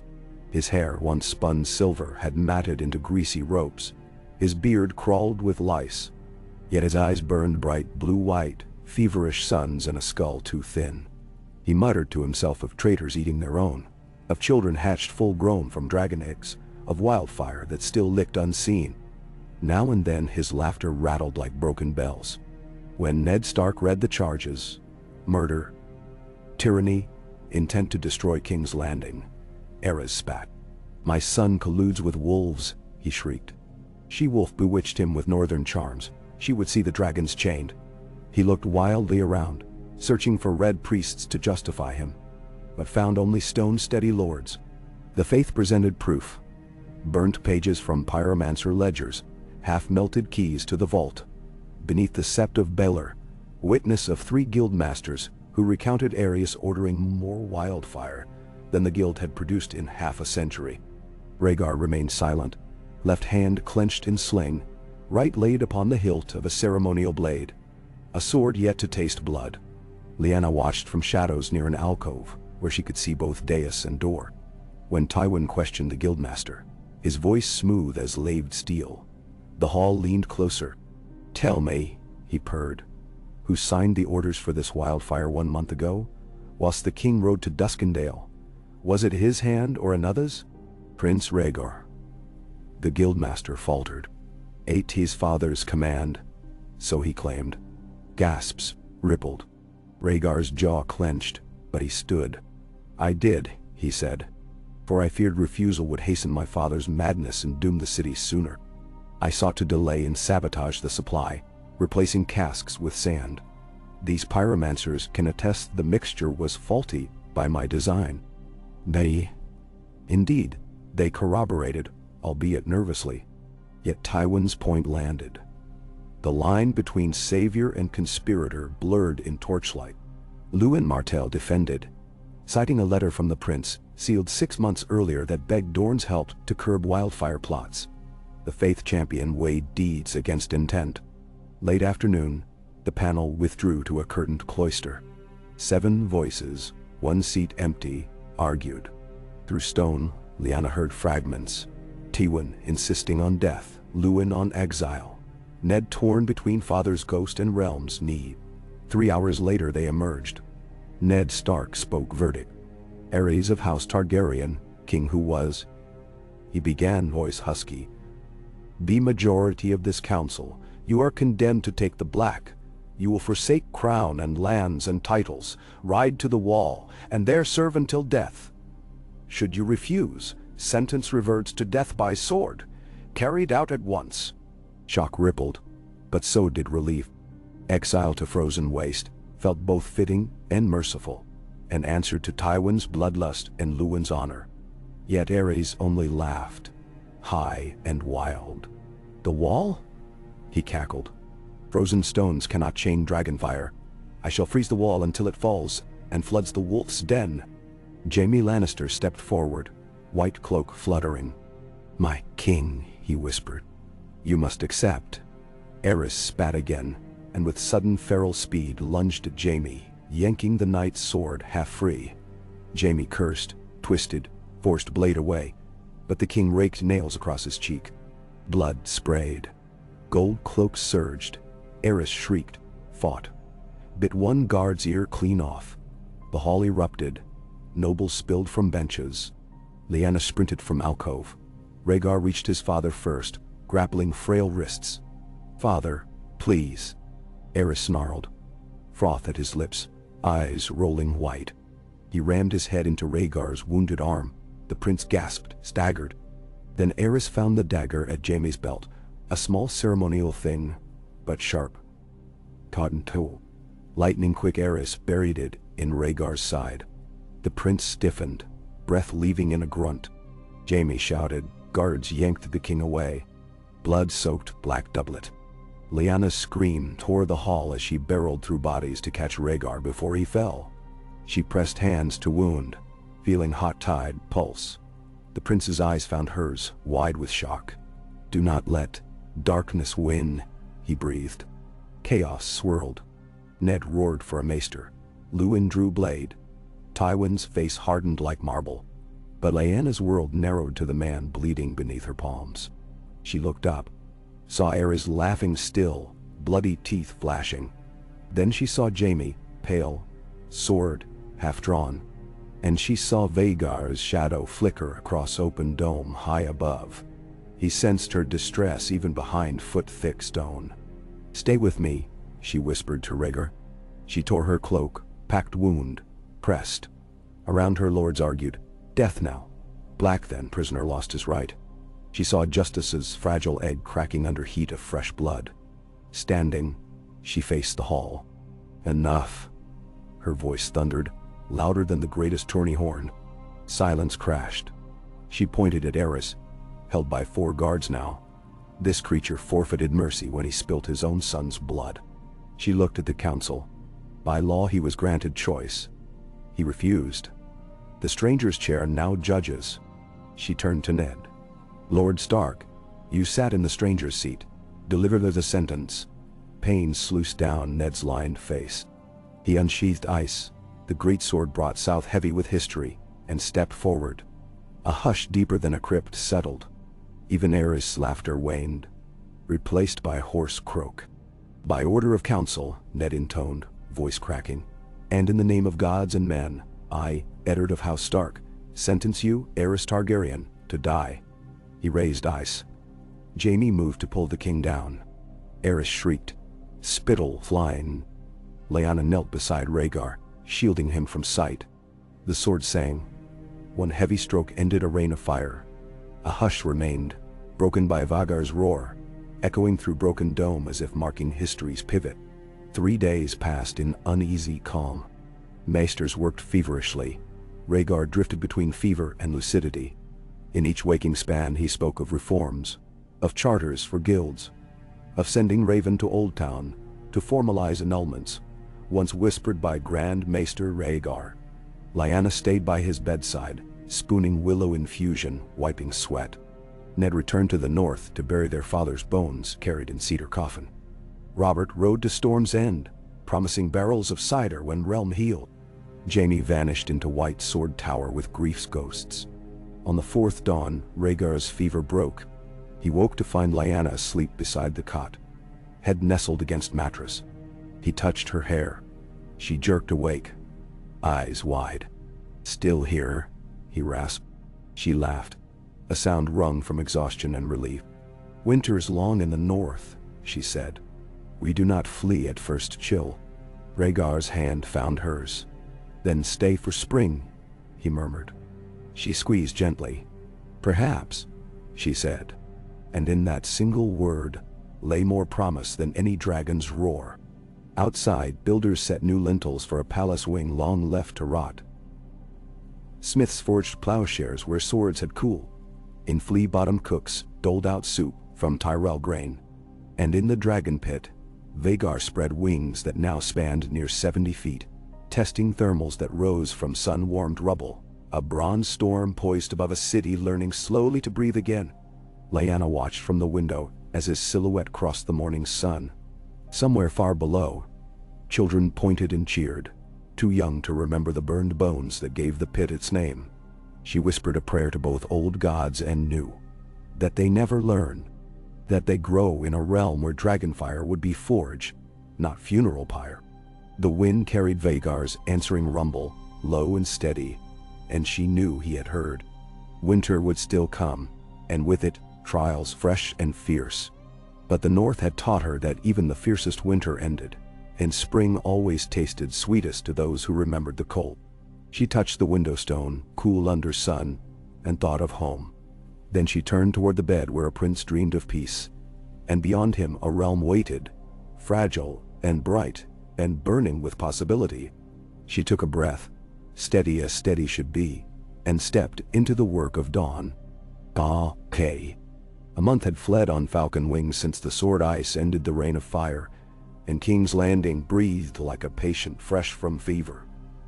Uneasy, fever dreams still sweating from its skin, yet alive in a way none recalled since Jaehaer's gentle days. The Blackwater flashed silver beneath the sun, ferrying barges stacked with lumber instead of corpses. The markets of Cobbler's Square bustled with dyers hawking dawn-bright bolts, and the sour reek of carrion crows had thinned the ordinary stink of onions, horse dung, and hot oil from street fryers. But beneath every laugh hid the twitch of memory, the awareness that one mad voice and a single spark might yet unmake all they labored to restore. Lyanna woke each dawn before the temple bells, let the chill stone of Maegor's holdfast ground her thoughts, and crossed the bridge to the dragon pit, where Vhagar slept coiled among scaffolds. He had reached the length of a river galley from snout to tail tip, yet still churred like a hatchling when she scratched the scale grove behind his right horn. Every morning she fed him half an ox and 3 sacks of charcoal, whispering the Valyrian words for patience, for watchfulness, for mercy. Outside, masons rebuilt the shattered dome, slotting quarried blocks beneath the guidance of Taroshi engineers. Men who once melted cities with alchemists, fire now setting stone so a dragon's house might never fall again. Today she lingered longer than usual. The day promised heat. Early haze already lacquered the sky, and gulls circled over the new harbor cranes like pale kites. She secured Vhagar's feeding chain and strode past rows of bronze plating being forged into the first true dragon barding since Aegon the Conqueror. The armorer, a square-shouldered woman from Fair Isle, bowed without breaking hammer rhythm. Sparks gilded the dim interior. They reminded Lyanna of snowfall backlit by torches. At the gate, Ned Stark waited. Southern sun had thinned him, painting worry as deep lines beside gray eyes. Yet he stood easy in new doublet trimmed simple as Winterfell's frozen ponds. The small folk called him Wolflord in whispers, sometimes with fear, more often with a respect that startled him. To Lyanna he was still the brother who once baited her into skating over the Godswood Pond at night. She embraced him, felt tension in his shoulders. Iron cables wound too tight. "Council meets at midday," he told her. John and Aaron wants your voice when Tywin presses trade levies. Tywin always presses something, she answered, wiping soot from her gloves. Let him wait while we walk. They left the pit, winding down streets recently scrubbed by thrice-weekly watch patrols. Stone kept the chill of dawn, city cats lazed on sills, gold cloaks leaned on spears instead of drink. Ned observed the changes with cautious relief. I hardly know this place, he admitted. No heads rot on spikes, and the butchers haggle as if war were a tale from distant summer isles. Yet, I fear peace rests on eggshells. Eggshells can harden. Look at Vhagar's scales, Lyanna said. We must give the realm time to molt. He grunted. Molting hurts. They reached the trickling fountain outside the Sept of Beeler, where Novice Septus scrubbed soot from the marble's wings. Ned watched them. Tell me truth. Do you trust Vhagar? Lyanna sipped from a ladle proffered by a novice. I trust his intent. Intent may stumble, but it's a road that leads forward, not down. She met Ned's gaze. Do you? I trust your judgment more than his vows, he replied. 7 hells, Lya. I lopped his father's head. Every step through these halls echoes with ghosts. But if he honors counsel, if he honors you, I can serve. He rubbed his neck where southern heat collected. The north demands I keep watch. Keep watch, then, she said gently. On me as much as him. Before the midday sun cast knives from tower edges, they climbed the Red Keep's wide stair to the Tower of the Hand. Inside the council chamber, high-arched windows spilled light over map tables, where painted rivers glimmered like wet veins. Vhagar, still pale but walking without sling, stood gazing at clusters of carved wooden soldier tokens. He traced the coastline from the arbor to the vale, as if memorizing each inlet anew. When Lyanna entered, his expression warmed. The quiet, inward warmth of a man who has survived himself. He wore dark blue velvet, mourning black nephew's cloak dyed for peace. His sword, Stormzong, hung at his hip, unadorned. Lewin Martell and Lord Tyrell flanked the table, quills ready for ledgers. Tywin Lannister, hair immaculate, occupied the western bench, his smile thin as stiletto. Jon Arryn called the room to order. We address 3 matters. Reparations to towns burned by Crownland levies, the Free City fleets menacing our Stepstones trade, and the succession treaty proposed by Lord Tywin. At that word, Arryn's brows knitted. Tywin's eyes gleamed. First, reparations. Lyanna spoke of grain shipments held at Maidenpool by petty Lord Quarrels.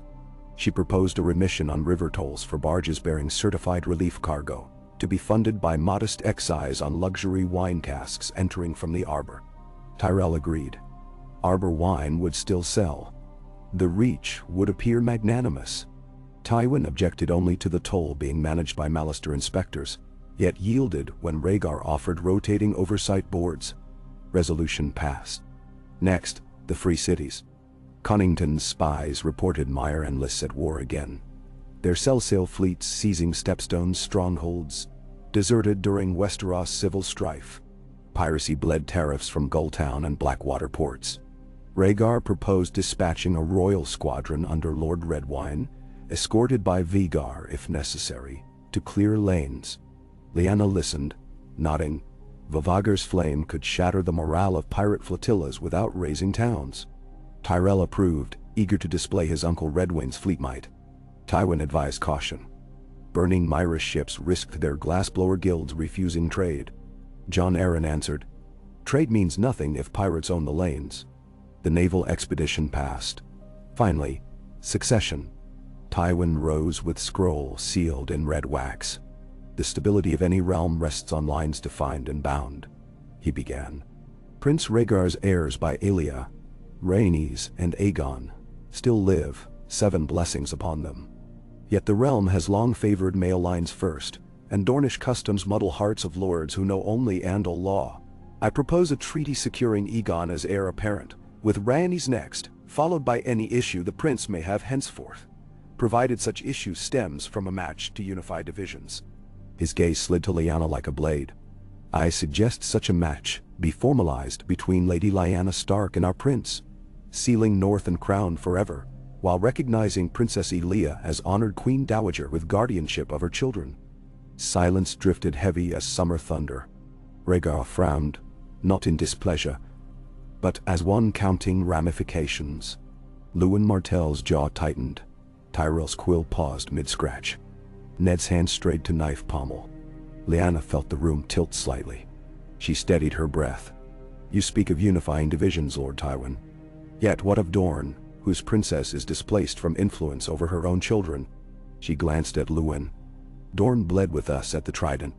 Tywin's expression did not change. Dorne gains by a stable capital and royal grandchildren. His gaze flicked to Vhagar. Divided rule invites knives. Lewin spoke, voice like sun-baked stone. Princess Elia still lives, Lion of the Rock. She is no dowager. Martell will not see her cast aside for northern fancy dressed as prophecy. Vhagar raised a hand before argument flamed. Nothing will be decided without Elia's voice, he said. Nor Lyanna's. I will not barter hearts as tiles on Sevastboard. He looked at Lyanna. Something raw and unprotected shone behind Prince's calm. When the realm is safe, we will speak. Until then, Tywin's proposal is discussion, not decree. Tywin inclined his head, unruffled. Yet Lyanna read calculation behind his courtesy. The Lion's first probe. It would not be his last. When council adjourned, Vhagar lingered. The chamber emptied. He approached Lyanna by the window where Beeskull's alley sprawled below in heat-wavered haze. Tywin moves faster than sense, he said softly. I meant to ask you first. Not like this. His lips twitched at irony. King's son still awkward as novice asking Winter Rose to dance. Lyanna traced sunlight on glass with fingertip. Your heart asks already, war or not. But hearts alone make poor shields. This realm still cracks like spring ice. We must mend seams before we tie new knots. He nodded. Would you at least speak with Elia? She wrote from Sunspear that she wishes to see the dragon that spared us all, and to see the wolf who rides him. Lyanna smiled. If she calls, I'll answer. Wolves cross deserts if need be. Nestor. That night, she rode Vhagar across Blackwater waters to test his stamina for the Stepstone sortie. Stars cascaded overhead. Drumming wings stirred warm sea air. On the deck of the galley Blue Harvest, sailors cheered as bronze shadows swept by, thrumming new songs of Aegon return. Yet, Lyanna felt old ghosts swirl. Burnt kings, shattered betrothals, Tywin's cold ambition. She whispered into wind. One storm at a time. 2 days later, word came from the north. Carhold had risen in short rebellion. Karstark retainers, inflamed by memory of Rickard's burning, accused Ned of colluding with the Dragonspawn who murdered their lord. They barred castle gates, seized Nightfort supply caravans, and sent ravens seeking support among Eastern Hill clans. Ned paced the solar, torn between duty to capital and need to quell brewing civil war at home. Lyanna found him stabbing compass points on a map. Go, she said. Winterfell needs its lord more than King's Landing, needs another Stark in council. He scowled. If I leave, vultures will circle. Tywin, the Faith, even Robert may press claims. Marilyn, let them circle. They'll find dragon talons waiting. She laid a hand on his. Take Ser Howland and 50 veterans. Ride swift, bring no army, Karstark's fear invasion. Bring truth. He absorbed. And if truth is scorned, then send Raven and I'll fly a larger truth north. Her eyes glinted. Ned almost smiled. God save the Karstarks if you do. He clasped her forearm, the old Stark farewell, then departed the following dawn. By the time Redwing's fleet made sail southward, a parchment map of wildfire caches filled Lyanna's desk. Maester Pycelle, commanded to relinquish his private ciphers, had produced scrolls decades old, revealing stockpiles at Rosby, Duskendale, Dragonstone, and even under Harrenhal's rubble. Jon Arryn urged immediate retrieval. Tyrell offered Reach engineers to defuse charges. Tywin recommended sealing vaults until more stable regime took root. Disturb not serpents lest they strike, he said. Lyanna chose action. She gathered a company of 50 dragon keepers, veterans of quell fires from dragonstone forges, and set out toward the Crown Lands. Vhagar flew overhead, bulk enough to terrorize any would-be brigand. At Rosby they found 2 casks missing, already carted west. Inland tracks suggested wagons headed for Gold Road, toward the Westerlands. Tywin feigned surprise upon receiving Raven, promised inquiry. From Rosby, they rode to Duskendale. Beneath the Dunfort's dry well, they discovered 6 green glass jars cradled in straw. Vhagar's presence, glowering atop the keep, convinced Lord Darkland to cooperate. The jars were placed aboard sealed iron wagon, escorted by 20 men back to King's Landing. That night, camped outside Maidenpool, Lyanna dreamed her old dream in new shape. Instead of Vhagar's chains, she saw wildfire jars stacked like jeweled skulls. A hand cloaked in red silk lifted one, blew dust from sigil, a lion's golden paw. The jar cracked, leaking green that dripped like emerald blood. She woke choking, sweat cold despite summer air. They reached Harrenhal at month's turn. The castle moaned as wind wove through melted towers like flutes. Beneath the widow's tower, pyromancer ledgers had hinted at hidden crypt dug after Maegor's reign. Miners excavated charred debris, revealing a basalt door sealed by iron chain fused to stone. When they cracked it, stench of bat guano gusted forth. Torches lit unforgiving interior. Racks of wildfire, dozens of jars, intact, dug, and chained amid them. Gaunt and rag-clothed, knelt a man. He shielded eyes against torch flame, croaked something in a tongue none recognized. Lyanna stepped forward, dagger lowered. "Who are you?" Lord Prince's hand. The man rasped in Westerosi at last. "Last Jarwarden Eris kept. Fed me on rats. Said I'd guard his fire with light. Devandai." His wrists bore shackles fused to wall. He had survived, alone in dark mind, half gone. Lyanna ordered water and bread. "We take the jars to burn them in alchemist kilns," she said. "You'll come to city and heal." He laughed, cracked lips bleeding. "Burn them. Fire rules men. Fire never dies." She shivered. Heatless chill. They transported him, fettered loosely, and the jars in double-lined chests. Behind, Harrenhal's half-melted towers dwindled like rotten teeth in fog. By day's end, they intercepted a courier from River Run with grave tidings. Halster Tully's health had failed. Edmure held regency until funeral.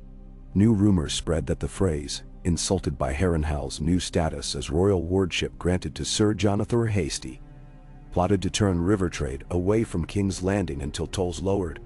Every thread tugged at the tapestry Lyanna struggled to mend. Back in the capital, she found Rhaegar pacing high rampart, hair shock silver in moonlight. He listened as she recounted Harrenhal and Jarwarden, frown deepening. "I thought my father's madness singular," he murmured. "Yet wildfire seduces all who touch it. Perhaps power itself is jar enough, waiting to shatter." She leaned on the parapet. "We can break the jars. Harder to break men's hunger for them." He turned, eyes reflecting torch glow. "Then let's give them something stronger to hunger for. Hope. In politics. In legacy. A council not chosen by crowns alone." He outlined vision. Great charter of lords and commons. Seats for guild leaders. Small folk spokesmen elected by wards. Rights codified against tyranny. Bold as dragonflight in winter storm. Lyanna studied him, heart thudding. "They will call it madness. Rule by cobblers and butchers. They call dragons madness too." He reached for her hand. "Walk with me." They descended inner stairs to garden where moonbloom scented night air. There, beside basin reflecting constellations, he knelt not in pomp but in weary honesty. "Tywin seeks to bind us for power," he said. "I seek you for strength no lion or dragon holds, wolf's truth, hearthfire in dark. Will you stand with me, not upon dais, but upon road ahead, unpaved, thorny?" Landiskim.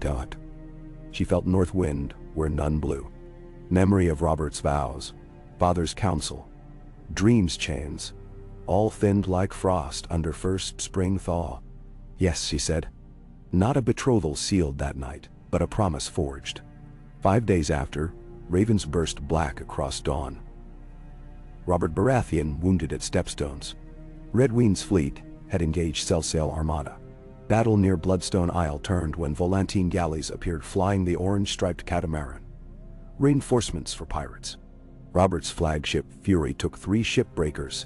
His hammer smashed helms but arrow pierced thigh.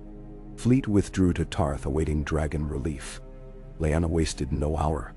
She summoned Vhagar, strapped new bronze plates across breast and wing joints, and took air before council could object. Rhaegar watched from rampart, uneasy yet trusting. Cloud towers slid past, sea unfurled endless as promises. They crossed Storm's End midday, greeting cheers. By dusk sails flecked horizon, battle still raged. Redwyne's flagships ringed fury, masts splintered, archers atop castles loosing at Myrish firepots. Smoke smeared low sky. Lyanna angled descent. Vhagar's roar blasted decks, men cowering. She targeted Volantine Drummond, hurling oil bombs. Dragonflame met pitch midair, detonation blossoming scarlet. Boarders dove over rails. She swept again, breath white-hot streak across water, scything pirate formation. Redwyne galleys surged, grappling stragglers. On Fury's deck Robert staggered, hammer bashing grappling hook, blood streaking thigh. He looked up, met winged salvation, bellowed laugh that carried above thunder of waves. Damn me, she flew, he roared. Battle ended quick. Survivors struck sails. Lyanna landed beside Robert's torn bulwark. He limped, face split in grin. You ride wind now, girl, he said, voice thick with pain and wonder. She clasped his forearm. And you still swing hammers like storms, she answered. Medics wrapped his leg. They spoke in low murmur. Of old days at Winterfell. Of ghosts and futures. At night's hush, he gripped her hand. I loved you, he said hoarsely. Still do. But love must bend, for it breaks realms. She pressed his calloused knuckles to her brow. It bends, she whispered. One storm at a time. Tears blurred salt spray. Sea carried them away. She flew escort back to Tarth, left fleet to repairs, and returned capital bearing news of victory. The realm exhaled. Stepstones safe, trade lanes open. Rhaegar greeted her on Dragon Pit ramp. For first time she let him stroke Vhagar's muzzle, a gesture of shared command. Winter ravens arrived early that year. Atop their legs, grim tidings from Eastwatch by the sea. Rangers vanished north of the wall, chasing shadows leaving blue-white tracks. Commander Corgyle begged for dragonglass, and maesters versed in lore of cold things. The letters smelled of pine tar and desperation. Rhaegar read it before council. Silence followed. Lords who had braved Dragonfire balked at tales of ice revenants. Tywin scoffed privately, wildling fear tales. But others recalled old Nan's stories too vividly. Lyanna rose. I will investigate, she said. Vhagar can cross the wall in half a day. Murmurs flared. Risk to Queen-to-be, to Dragon. Jon Arryn argued for dispatching northern troops. But Ned's Raven from Winterfell arrived that same hour. Karstark submitted. Peace restored. Yet rangers on Skirling Pass sighted strange lights beyond Frostfangs. He urged caution. Rhaegar studied Lyanna. If you fly not alone. He announced intent to accompany her to Winterfell. Hold court there for season. So realm seas crown brave snows as well as summer's heat. Lords protested distances, supply costs. He overruled with plan. Crowns progress through riverlands to north, gathering petitions, binding hearts. Tywin's eyes narrowed. Dragon and wolf carrying king into Stark stronghold complicated Lion's designs. Yet he bowed in feigned assent, already plotting. Preparations consumed fortnight. Caravans loaded with grain, healers, masons. Vhagar's barding packed on wagons. Lyanna oversaw training of 5 new dragon keepers from the free cities. Her choice to forge ties across seas. In Red Keep's Godswood, she and Rhaegar wed by Hearttree and by Septon both. A quiet union witnessed by Ned's raven-delivered oath, by Elias' written blessing, by the silent faces carved into weirwood bark. No trumpets, no processions, only promise under leaf whisper.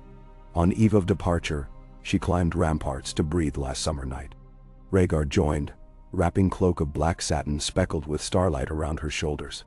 Far below, city torches traced avenues like veins, distant traders' bells chimed across dark. "Tomorrow we chase winter," he murmured. "Are you afraid?" "Yes," she answered. "But fear rides behind purpose."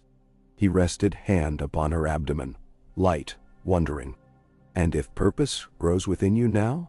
She covered his hand with hers, heartbeat steady. "Then winter will find more fire awaiting." He kissed her brow. Below, Vhagar lifted head, sensing emotion swirl. A rumble answered moon. Lyanna knew chains were myths now, replaced by threads. Fragile, but forging tapestry bold as dawn. Each thread tugged another. Karstark feuds, pirate covenants, wildfire jars, Night's Watch pleas. The tapestry stretched across seas, beyond wall, into deep freeze of forgotten kings. She inhaled night air tinged with olive smoke. "One storm at a time," she whispered. "Vow to sky and stone, to wolf and dragon, to child perhaps quickening, to realm just learning how to mend." Stars wheeled, unhurried. Far north, beneath blue aurora curtains, something ancient stirred, listening to the beat of dragon wings echo across icy waste. It tasted the air, scented change. Fire wedded to frost, law risen from ashes, and for first time in long centuries, its pulse quickened. But dawn was not yet spent. Many breaths remained before the last chill wind would blow. And on the morrow, a great bronze shadow would climb the winds above Winterfell, carrying two hearts wrapped in new vows, bearing hope like bright steel against the gathering dark.